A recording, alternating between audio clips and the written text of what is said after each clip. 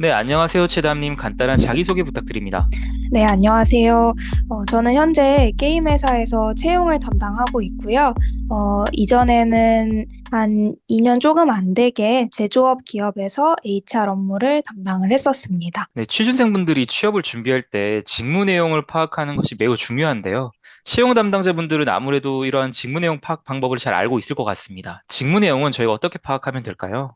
회사 생활을 하시기 전에 이 취업 준비하시는 분들이 특히나 좀 많이 어려워하시는 것이 이제 실제 회사에서 어떤 일을 하는지 그 직무 내용을 파악하는 걸 좀 많이 어려워하시는 것 같아요. 그래서 사실 채용 담당자 입장에서도 이런 상황을 좀 잘 알고 있어서 최대한 많은 내용들을 좀 외부로 여러 채널을 통해서 공유를 드리려고 하고 있습니다. 그래서 그런 힌트들을 좀 잘 잡아주셨으면 하는 바람이 개인적으로 있고요. 직무를 파악하는 데 있어서 제일 중요한 거는 뭐 당연한 말이겠지만 공고를 잘 분석하는 것인 것 같습니다. 그래서 공고에 나와 있는 내용이 어떻게 보면 되게 정형화되어 있고 당연한 말들 같이 보이더라도 그 단어 하나하나가 사실 되게 많은 고민을 하고 좀 지원하시는 분들께 힌트를 드리기 위해서 선정한 단어들이에요. 그래서 특히 하는 업무로 적혀 있는 부분이나 아니면은 필수 역량으로 되어 있는 부분들은 좀 잘 기억을 하시고 이 언어들을 지원서를 실제 작성을 하실 때에도 그대로 갖다 쓰지 않으시더라도 뭔가 본인만의 언어로 좀 잘 풀어가지고 녹여내실 수 있으면 좋을 것 같고요. 그 다음에 공고가 가끔 부실한 기업들도 있습니다. 그런 경우에는 또 이제 회사에서 자체적으로 제작하는 다른 콘텐츠들을 한번 좀 잘 확인을 해보시는 게 좋을 것 같아요. 그래서 회사 홈페이지나 아니면 뭐 회사에서 운영하는 유튜브 채널이나 이런 곳에서 특히 현직자 인터뷰 같은 것들을 요즘 많은 회사들에서 콘텐츠로 만들고 있는데 그런 부분들을 좀 많이 참고하시면 좋겠다라고 말씀을 드리고 있고요. 그리고 뭔가 이런저런 내용들을 다 종합을 하더라도 사실 직접 경험해보지 않는 이상은 좀 추상적으로 느껴지실 수 있을 것 같아요. 그래서 저는 개인적으로 정 그렇다면은 좀 추천드리는 방법은 링크드인에서 해당 직무 다른 분들을 좀 검색을 해가지고 그분들의 경력사항을 그냥 쭉 한번 읽어보시는 것도 준비하시는데 조금 도움이 되실 수 있을 것 같습니다. 그래서 그분들이 어떤 기업에서 어떤 업무들을 주로 해왔는지를 좀 자세하게 기입하시는 분들이 있어서 그런 내용들을 좀 확인하고 또 링크드인에 본인의 역량 같은 거를 좀 상세하게 기술을 해주신 분들도 계세요. 그래서 주요 업무 내용, 그 다음에 주요 역량 같은 걸 확인하실 수 있고 좀 더 장기적으로는 그분들의 그런 커리어 패스를 통해서 아, 이렇게 커리어를 키워나가신 분들이 있구나. 그러면은 나는 어떻게 하는 게 좀 더 나의 커리어 패스에 맞을까? 이런 것까지도 좀 참고할 수 있는 그런 자료가 링크드인이 아닐까 싶습니다. 네, 이렇게 직무 내용을 파악한 다음에는 지원을 직접 하게 되는데, 그때는 뭐 이력서나 지원서 등을 작성하게 됩니다. 채용 담당자가 직접 알려주는 눈에 띄는 이력서나 지원서 작성 팁이 있을까요? 눈에 띄는 이력서라 함은 보통은 좀 나쁜 방향으로 눈에 띄는 이력서들이 좀 더 많긴 합니다. 그래서 뭐 가령 예를 들어서 회사명을 이력서 중에 작성을 하셨거나 아니면은 뭐 지원서 내에서는 정확하게 작성하셨더라도 또 이후에 첨부 파일, 뭐 포트폴리오 같은 걸 제출하시면서 또 파일명을 좀 타사명을 포함해서 작성을 하시거나 그런 분들이 간혹 있어서요. 그래서 최종적으로 이력서를 제출하시기 전에 꼭 한번 다시 한번 그렇게 좀 확인을 해주십사 좀 부탁을 드리고 싶고요. 어, 그 외에 좀 많은 서류를 확인하는 채용 담당자 입장에서 좀 더 눈에 확 들어오고 선호하는 이력서나 지원서를 말씀드리자면 어떻게 보면 이것도 좀 많이 알려진 이야기긴 한데 저는 소제목을 가급적이면 달아달라라고 말씀을 드리고 있습니다. 어쨌든 꽤 긴 분량의 글을 한 번씩 쭉 읽어야 되고 채용 담당자는 그나마 어쨌든 이 업무가 주 업무다 보니까 찬찬히 읽어볼 시간이 있더라도 만약에 서류를 현업에서 검토를 하시게 되면은 현업분들은 사실 기존에 다른 업무들이 많이 있어서 서류를 거의 보지 못하실 수도 있습니다. 그래서 하다못해 이 소제목만이라도 한 번씩 쭉 다 읽어보실 수 있도록 소제목을 꼭 달아주십사 그렇게 좀 말씀을 드리고 있고요. 그 다음에 가급적이면 짧은 문장의 길이를 좀 유지해 주시는 게 좋을 것 같습니다. 뭐 엄청나게 짧아야 되는 건 아니지만 어쨌든 문장이 길면 길수록 가독성이 떨어지기 때문에 좀 간결한 문장들로 이어진 깔끔한 글일수록 채용 담당자나 현업 입장에서는 검토할 때 좀 더 찬찬히 들여다보고 쉽게 이해할 수 있다라고 설명을 드리고 있습니다. 그리고 좀 요즘 들어서 많이 보였던 현상인데 지원서를 작성하는 방법들에 대해서 많은 분들이 조언이나 좀 이런 가이드를 주시면서 어쨌든 본인의 경험을 최대한 객관적으로 설명을 할 수 있는 방법을 찾아라라고 아마 많은 분들이 좀 그런 가이드를 받으셨을 것 같아요. 실제로 그건 되게 맞는 말인데, 근데 그 객관적으로 하는 방법 중 하나로서 이제 많은 분들이 수치를 좀 사용을 해야 된다라는 그런 가이드를 듣다 보니까 너무 정형화되게 무조건 뭐 제일 첫 줄에 숫자 하나씩 박아 놓기 약간 이런 식으로 좀 정형화된 그런 사례들이 요즘 좀 꽤 자주 보이게 되더라고요. 그래서 이제 모든 내용을 이제 틀에 맞추어서 숫자화하는 사례들이 자주 나타나고 있는데, 물론 이런 숫자로 보여주시는 것 되게 감사하고, 또 어떠한 사고 과정에서 그렇게 작성을 하셨는지도 물론 이해가 가지만, 너무 거기에 강박을 가지고 숫자를 꼭 박아 넣어야 된다라는 생각은 하지 않으셔도 괜찮을 것 같습니다. 그래서 어떠한 경험에 있어서는 정량적인 결과도 있지만, 정성적인 결과도 충분히 중요할 수 있다는 거를 이해하고 있으므로 뭔가 본인이 하신 경험의 결과를 다른 사람에게 가장 효과적으로 설명할 수 있는 방법을 좀 한번 다양하게 놓고 생각을 해보신 다음에 적어주시면 저희 입장에서도 그 경험들을 통해서 어떤 내용을 배우셨고 느끼셨는지 그런 것들을 좀 더 효과적으로 받아들일 수 있을 것 같습니다. 네, 이렇게 좀 이력서나 지원서 작성 팁에 대해서 알아봤는데요. 저희가 자소서에 대해서 좀 알아보도록 하겠습니다. 문항별로 좀 알아보도록 할 건데요. 자소서 문항에 보면은 지원 분야에 본인이 적합하다고 판단할 수 있는 근거를 사례 및 경험을 바탕으로 기재해 주세요라는 문항이 있는데 이러한 문항은 좀 어떻게 작성을 하면 좋을까요? 꽤 많은 기업들에서 이제 신입 채용을 진행할 때 자소서의 이 문항을 좀 활용하고 있는 것으로 저는 알고 있는데요. 어쨌든 자소서에서 보통 가장 먼저 확인하고자 하는 게 이 신입 지원자분이 얼마나 이 직무에 대해서 잘 알고 있고 그리고 이 직무에 필요한 역량을 얼마나 갖추기 위해 노력을 했는지 그런 것들을 좀 확인하고자 하는 문항이라고 생각해 주시면 되겠습니다. 그래서 정말 기본적으로 이 문항을 답하기 전에 먼저 지원하시는 직무에 대해서 파악이 되어 있어야 될 것 같고요. 그리고 매칭이 되는 본인만의 사례나 경험을 글로 작성을 해주셔야 되는 부분입니다. 그래서 뭐 예를 들어서 이제 인사 직무를 지원하시는 분이 이 문항에 대해서 답변을 작성하고자 하신다면 먼저 인사 직무에서는 이러이러한 업무를 하게 되고, 이러한 업무를 하기 위해서는 이러이러한 역량이 필요하다. 그리고, 지원자 본인은 이 역량을 기르기 위해서 이러이러한 경험을 해온 바가 있다. 라고 좀 그 내용이 뭐 이렇게, 직관적으로 드러나지는 않더라도 대략적인 이 내용들이 다 그 문항 답변 안에 들어가 있는 게 좋을 것 같고요. 그리고 마지막으로 좀 한 가지 말씀드리고 싶은 부분은 간혹 경험을 쭉 적어주신 다음에 그걸로 마무리를 짓는 분들이 계세요. 근데 여기서 좀 뭐 팁이라면 팁이랄 것은 본인이 했던 내용들을 마지막에 한 두어 줄 정도로 랩업을 하면서 이 경험이 실제 일하면서 어떻게 적용이 가능할지 이렇게 좀 한 말미에 두세 줄 정도로 작성을 해주시면은 보는 사람 입장에서도 단순히 그냥 이 경험을 내가 이런 경험을 했어요라고 자랑하려고 써주신 게 아니라 실제로 어떤 고민들을 통해서 내가 이러한 업무를 하려면 이런 경험이 필요하겠군. 이라는 이런 일련의 생각들을 걸쳐서 이 경험을 했구나. 그래서 실제로 이 사람이 회사에 들어왔을 때도 나중에 이 역량을 바탕으로 이러이러한 업무들을 할 수 있겠구나.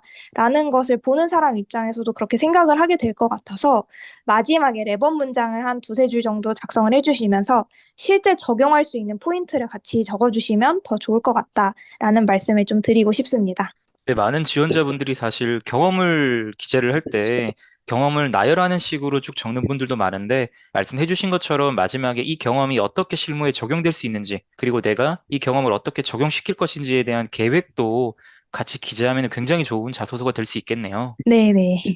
또 다른 문항을 한번 알아볼게요. 인간관계에 대한 문항도 요즘 많이 보이는데요. 아무래도 퇴사율에 대한 좀 걱정 때문에 이러한 자소서 문항이 많은 것 같습니다. 그래서 다른 사람과의 갈등이나 아니면은 팀 내 갈등에 대해서 언급한 자소서 문항도 많은데 다른 사람과의 갈등을 해결한 경험이 있다면 설명해 주세요라는 자소서 문항에는 어떻게 좀 작성을 하면 좋을까요? 말씀 주신 대로 어쨌든 회사에서는 혼자서 일을 하는 게 아니라 뭐 적게는 두 명, 많게는 팀 전체가 뭔가 한 가지 일을 같이 하는 상황이다 보니까 회사에서 이런 서류들을 통해서 보고자 하는 내용도 이 지원자가 나중에 회사에 들어왔을 때 기존에 있는 팀원들과 함께 일을 할 수 있는지 확인을 하기 위해서 제시를 하는 문항이고요.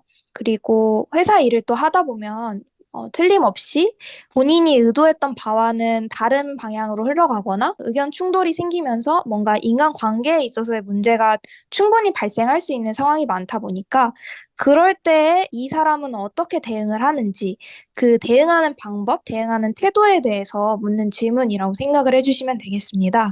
그래서 뭐 유사한 내용으로는 다른 사람들과 함께 무엇을 해본 경험이 있나요? 라고 묻는 질문도 사실 비슷한 의도를 가지고 제시를 한 질문이라고 생각을 해주시면 되겠고요. 그래서 이러한 질문들에 대해서 답변을 할 때에는 먼저 당연히 어떠한 문제 상황이 있었고 그에 대해서 본인이 어떻게 해결을 했고 그래서 결과가 어땠다라는 이 세 꼭지가 들어가 있어야 될 것 같습니다. 근데 다만 이제 간혹 답변 작성해 주신 걸 보다 보면 이 문제가 어땠는지를 설명해 주시는데 되게 많은 분량을 사용하시는 분들이 계세요. 근데 어쨌든 보통은 서류를 작성하실 때 제한된 글자 수가 있기 때문에 이 문제 상황은 정확하되 너무 길지 않게 간결하게 작성을 해주시는 게 조금 더 좋을 것 같고요. 그리고 이 문항을 통해서 보여주셔야 되는 부분은 본인이 어떻게 해결하고 어떻게 타인을 설득했고 어떻게 이 관계를 다시 회복했는지를 보여주는 것이 중요합니다. 그래서 그 부분을 좀 자세하게 어떻게 했는지를 보여주시는 게 중요할 것 같습니다.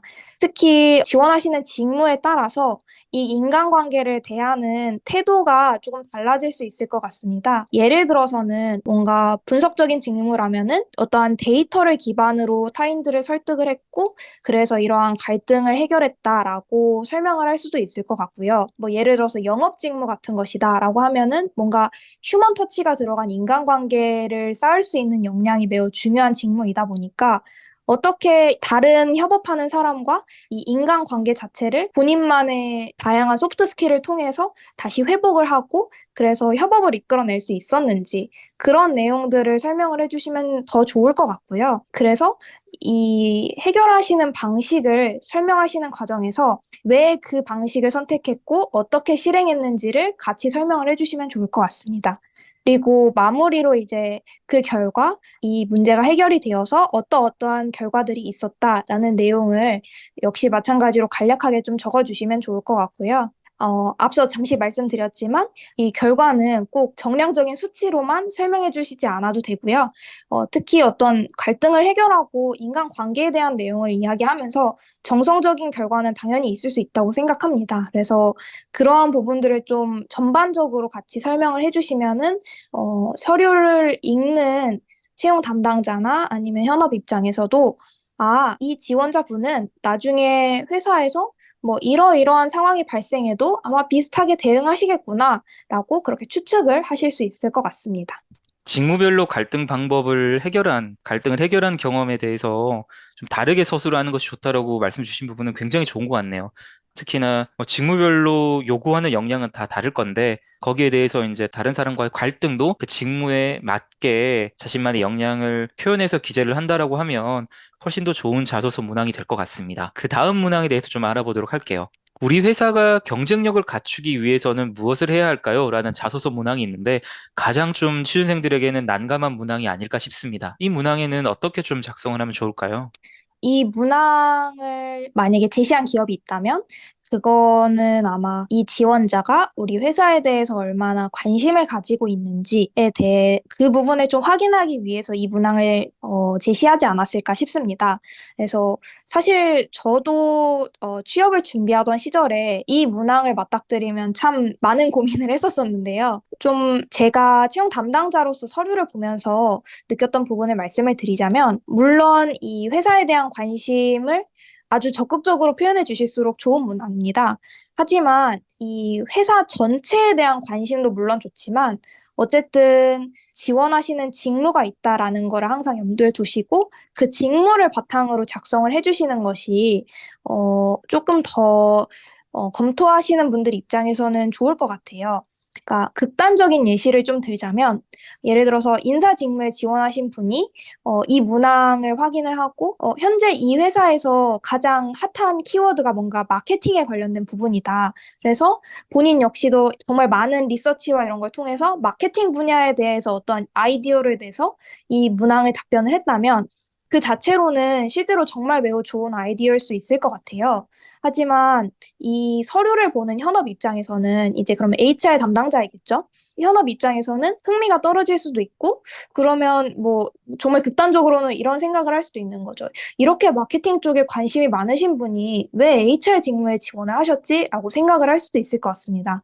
그래서 말씀드리고자 했던 부분은 정말 문항 자체가 회사 경쟁력을 갖추기 위해 무엇을 해야 할까요? 라고 좀 되게 전반적인 범위에 대한 문항이라 할지라도 가급적이면은 지원하신 직무나 지원하신 부서에 좀 더 초점을 맞춰서 답변을 좁혀 들어가면서 하시는 게 좀 더 구체적이고 짜임새 있는 답변을 쓰실 수 있는 방법일 것 같아요. 그리고 이제 이 질문이 워낙 좀 추상적이고 범위가 크다 보니까 되게 거창한 아이디어를 작성을 해야 될 것 같은 그런 좀 부담감을 주는 문항이기도 합니다. 하지만 뭔가 거창한 아이디어보다는 약간 본인의 엣지를 보여줄 수 있는 문항이라고 생각해 주시면 조금 더 좋을 것 같아요. 그래서 엣지라 함은 본인이 이 해당 직무와 사업에 대해서 얼마나 많이 찾아봤고, 얼마나 많이 고민해봤고, 얼마나 또 많은 인사이트들을 찾아냈는지 이런 것들을 좀 뽐낼 수 있는 부분이라고 생각을 해주시면 되겠고요. 그래서 그렇게 뭔가 리서치를 해서 정말 소소한 인사이트라도 오히려 이 거창한 아이디어들보다 그런 소소한 인사이트들을 작성을 해주시는 게 서류를 보는 현업 입장에서는 아, 그래도 이 지원자분 생각보다 많이 찾아보셨구나. 이렇게 좀 캐치할 수 있는 포인트가 될 것 같거든요. 그래서 너무 거창한 내용은 쓰지 않아도 된다. 그런 부담감은 갖지 않으셔도 된다라는 말씀을 드리고 싶습니다. 그리고 마지막으로 한 가지 더 말씀드리자면, 개인적으로 이 질문에 대한 답변들을 보면서 제일 좀 기억에 남았던 부분은 현업이 지금 하고 있는 고민을 짚어낸 답변이었던 것 같아요. 그래서 진짜 현업에서도 실제로 이 포인트에 대해서 뭔가 좀 해결 방법이 필요할 것 같은데라고 고민을 하시던 포인트를 외부의 지원자분이 그렇게 같이 확인을 해서 작성을 해주신 거는 정말 기억에 많이 남았고요. 그래서 그때에는 설사 뭐 그 당장 어떤 거창한 해결법을 그 서류 안에서 제시하시지 못하셨더라도 어쨌든 지금 현재 그 부서가 하고 있는 사고 프로세스를 잘 따라갈 수 있고, 현재 그 부서와 같은 목표를 향해 갈 수 있는 사람이다. 라는 게 너무 명확하게 보이잖아요. 사실 같은 고민을 하고 있다는 게. 그래서 좀 현업이 지금 어떤 고민을 하고 있을까? 그것도 좀 같이 고민을 하시면서 답변을 작성해 보시면 또 좋을 것 같습니다. 네, 요즘은 단순히 디자인이나 개발 쪽이 아니더라도 여러 직무에서 포트폴리오를 받고 있는데요. 이러한 포트폴리오는 좀 어떻게 작성을 하면 좋을까요? 특히 신입 입장에서 포트폴리오를 작성하는 걸 많이 어려워하시는 것 같더라고요. 그래서 일단 첫 번째로 말씀을 드리고 싶은 부분은 포트폴리오가 필요한 직무가 있고 필요하지 않은 직무가 있습니다. 그러니까 필요하지 않다기보다는 필수 사항이 아니고 선택 사항인 직무가 있을 수 있을 것 같아요. 그래서 너무 강박적으로 꼭 뭔가 되게 팬시하고 예쁜 포트폴리오를 모든 지원서에 함께 첨부를 해야 된다라는 그런 부담은 갖지 않으셔도 될 것 같고요. 정말 보여줄 수 있는 내용이 있을 때 그때 좀 포트폴리오를 내실 있는 포트폴리오를 작성을 해서 첨부해 주시는 게 사실 조금 더 어필이 될 것 같긴 합니다. 그래서 이 내실 있는 포트폴리오란 그럼 어떤 포트폴리오인가라고 좀 말씀을 드리자면 이제 또 지원을 사실 취업을 준비하시는 분들이 다양한 회사에 다양한 뭐 유사 직무더라도 조금씩 성격이 다른 직무들에 지원을 하실 수 있을 것 같아요. 그러면은 사실 동시에 많은 회사에 지원을 하다 보면은 이 포트폴리오를 매번 다 새로 만드시기에는 대단히 어려울 거라는 것을 사실 알고 있습니다. 알고 있지만 그래도 최소한 이 직무를 지원하는 사람 입장에서는 이 포트폴리오가 나를 최대한 잘 어필할 수 있는 서류가 되어야 하다 보니까 지원하시는 회사와 지원하시는 직무를 좀 기억을 하고 약간이라도 좀 그 직무 내용에 맞춰서 수정을 하시는 것을 좀 추천을 드리고 있어요. 그래서 실제로도 사례를 한 가지 말씀을 드리자면 예전에 뭔가 좀 디자인 쪽 직무에 있어서 지원을 하셨던 신입분이 계셨었는데요. 이제 처음에는 사실 당연히 신입 역량이었고 사실 그 당시 포지션에서 요구하는 역량이 꽤 높은 수준이었기 때문에 그 당시에는 면접 전형에서 이제 불합격하셨던 분이 계셨습니다.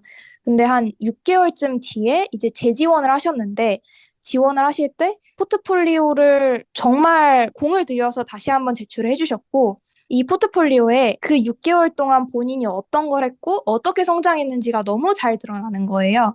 그래서 이제 6개월 뒤에 다시 본 면접관 분들께서 그 포트폴리오를 보고서 6개월 만에 이렇게 성장을 할 수 있는 분이라면은 신입이지만 들어오셔서도 아마 곧잘 이 업무들을 다 따라하실 수 있을 것 같다라고 하셔서 최종적으로는 합격을 하셔가지고 현재 근무를 하고 계신 분이 계십니다.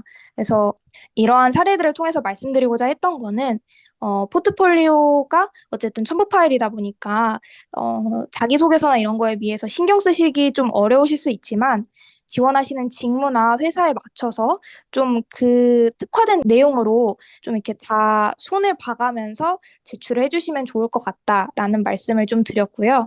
그리고 이제 한 가지 팁을 좀 말씀을 드리자면 사실 이제 타 회사를 염두에 두고 제작을 하신 포트폴리오라면 이제 다른 회사에 지원하실 때 그대로 쓰지 말고 특히나 한 번 더 좀 고민을 해보시는 게 좋을 것 같습니다. 왜냐하면 사실 경쟁사를 염두에 둔 포트폴리오라면은 면접관 분들도 웬만하면 다 아시더라고요. 이게 어떤 회사 지원하시려고 만든 포트폴리오 같은데 그냥 같이 제출하신 것 같아요. 이렇게 말씀을 하시더라고요. 그래서 좀 한번 다시 내가 지원한 회사와 직무에 맞춰서 수정하는 과정이 있으면 좋을 것 같다라는 말씀을 드리고요. 그다음에 마지막으로 또 이제 뭐 기획자라든지 개발자라든지 업무를 하시면서 뭐 다양한 사이드 프로젝트나 아니면 학교에서 진행했던 프로젝트들이 있을 것 같습니다. 이때 단체 프로젝트라면은 가급적이면 본인이 어떤 역할을 했고 본인의 기여도는 어느 정도였는지를 같이 적어주시면 좋을 것 같아요. 이게 자칫 이 모든 걸 혼자 했다라고 좀 오해해서 볼 수가 있기 때문에 그런 내용까지도 같이 적어주시면 조금 더 좋을 것 같습니다.